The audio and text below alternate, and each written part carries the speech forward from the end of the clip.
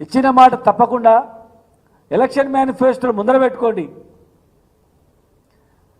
డిసెంబర్లోనే అమలు చేస్తామనేటివి ఎన్ని, జనవరిలో అమలు చేస్తామనేటివి ఎన్ని, 3 నెలల్లో అమలు చేస్తామని చెప్పిన వాగ్దానాలు ఎన్ని, 6 నెలల్లో వాగ్దానం చేస్తామనేటువంటివి ఎన్ని, స్థానిక సంస్థల ఎలక్షన్ లోపల బీసీ జనగణన రిజర్వేషన్లు ఇవన్నీ ఇస్తామనేవి ఎన్ని, రైతులకు రైతు భరోసా ఏమైంది, రైతులు ఎట్లా ఉన్నారు, రైతుల స్థితిగతులు ఏంటి, కులవృత్తుల పరిస్థితి ఏంటి, చదువు ఏంటి, విశ్వవిద్యాలయాల్లో సిబ్బంది లేక,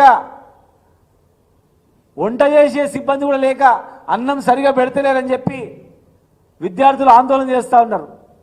హాస్టళ్లలో అన్నం సరిగా లేదని చెప్పి విద్యార్థులు ఏడుస్తూ ఉన్నారు. బీసీ ఎస్సీ ఎస్టీ మైనార్టీ గురుకులాల్లో అధ్వానమైనటువంటి పరిస్థితి ఉంది. పరిపాలన గాడికి తప్పింది. యూనివర్సిటీలలో లెక్చరర్ పోస్టులు ఖాళీగా ఉన్నాయి, చెప్పే నాథుడే లేడు. మరి కాంట్రాక్ట్ పద్ధతిని తీసుకుంటారా, టైం స్కేల్లో తీసుకుంటారా? ఆ విద్యార్థులు మరి నమ్ముకొని విశ్వవిద్యాలయాలు జాయిన్ అయినరు. ప్రైవేటుగా ధీటుగా విద్యా వ్యవస్థను యూనివర్సిటీలను తయారు చేయాల్సిన అవసరం ఉంది. వాటిపైన మీరు దృష్టి పెట్టండి. హత్య సాధింపులు బంద్ చేయండి. పరిపాలన మీద దృష్టి పెట్టి చూడండి. హాస్పిటల్లో పరిస్థితులు చూడండి. గోళీలు ఉన్నాయా లేదా, ఇంజెక్షన్స్ ఉన్నాయా లేదా, హాస్టల్లో బో సరిగా ఉందా లేదా, టీచర్స్ ఉన్నారా లేదా, సరైన సిబ్బంది ఉందా లేదా, రిక్రూట్మెంట్ ఎట్లా చేయాలి, నిరుద్యోగ యువకులకు ఏం హామీ ఇచ్చినాం? అశోక్ నగర్లో అరెస్ట్ చేసి లోపల పెట్టినంత మాత్రాన, వాళ్ళ గొంతు నొక్కినంత మాత్రాన కాదు కదా. మిమ్మల్ని నమ్ముకొని మీ వెంట ఉన్నారు. మరి 6 నెలల్లోనే తిరుగుబాటు వచ్చిందంటే ఏం తప్పుందని సమీక్షించుకోరా? అడిగినా గొంతునే నొక్కేస్తామంటే, ప్రశ్నించే గొంతునే పిసికేస్తామంటే అది ఎంతవరకు సమంజసం?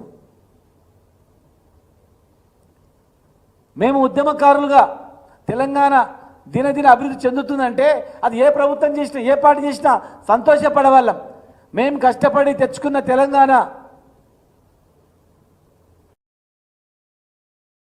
వంతల బాణాలు పోయి తెచ్చుకున్న తెలంగాణ, కన్న కష్టాలు పడి తెచ్చుకున్న తెలంగాణ అభివృద్ధి అవుతుంది.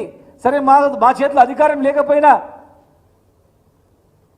వాళ్ళు బాగు చేస్తున్నారు అంటే తెలంగాణ తెచ్చుకున్న వాళ్ళు సంతోషపడతారు. ఎవరు డెవలప్ చేసినా కానీ,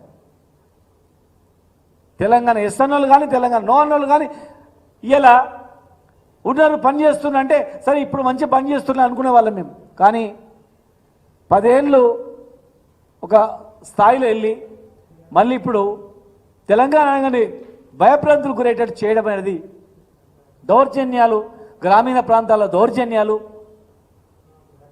భయభ్రాంతులు గురి చేయడాలు, పేద వర్గాల పట్ల చిన్నచూపు చూడడం, అట్టడుగు వర్గాల పట్ల చిన్నచూపు చూడడం, ఇది మీ పాలసీయా అని మేము అడుగుతా ఉన్నాం. ఇది పేదల ప్రభుత్వమా లేకపోతే పెత్తందారుల ప్రభుత్వమా అని మేము అడుగుతా ఉన్నాం. పేదలకు న్యాయం జరగదా? ఇలాంటివి ఇంకెన్ని సంవత్సరాలు భరించాలా వీళ్ళు? దయచేసి సమీక్షించుకోండి. పునరావృతం కాకుండా చేయాలి. ఈ అట్టడుగు వర్గాల జాతులకు ఒక భరోసా ఇవ్వాలి. ఈరోజు దళిత మహిళపై జరిగినటువంటి ఇలాంటివి మళ్ళా భవిష్యత్తులో జరగదని చెప్పి వాగ్దానం కూడా ప్రజలకు ఒక భరోసా కూడా ఇవ్వాలి. డీజీపీ గారు కూడా ఇమ్మీడియట్గా రాష్ట్రంలో ఉన్నటువంటి శాంతి భద్రతల పట్ల సమీక్ష చేసి ఎన్ని కేసులు బుక్ అవుతున్నాయి, అసలు పోలీస్ డిపార్ట్మెంట్లో ఎస్హెచ్ఓ ఏం చేయాలా, వాళ్ళు చేస్తున్న పని ఏంటి ఈరోజు ఒకసారి మీరు సమీక్షించి అడగండి. మీ దగ్గర ఉన్న నిఘా వ్యవస్థల ద్వారా జిల్లా నుంచి రిపోర్ట్ తెప్పించుకోండి. వాళ్ళు ఏం డ్యూటీ చేస్తున్నారు, ప్రస్తుతము ఏం విధానం నడుస్తుంది, ఒకసారి మీరు సమీక్షించి ఇలాంటి దాడులు పునరావృతం కాకుండా మహిళలకు భరోసా ఇవ్వాలని చెప్పి మేము విజ్ఞప్తి చేస్తా ఉన్నాం.